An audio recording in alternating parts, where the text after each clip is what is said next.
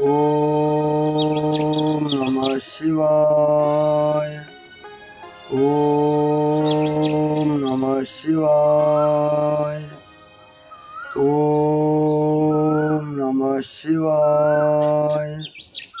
ओम नमः शिवाय।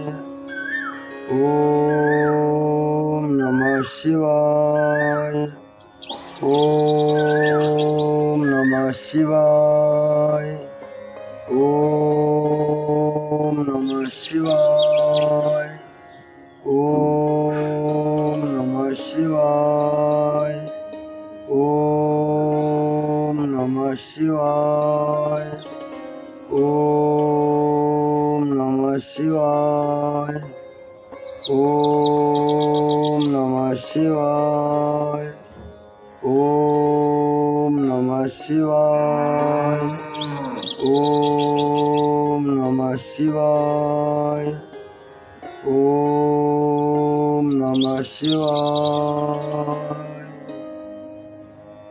जय शिव शंकर।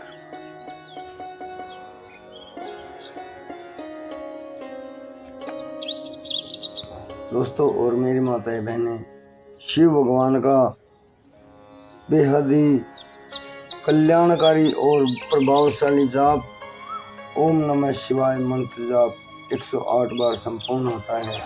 आप सभी के लिए अपार आशीर्वाद, अपार कृपा लेकर आए मेरे शिव भगवान, मेरे बाबा नीम करोली जी।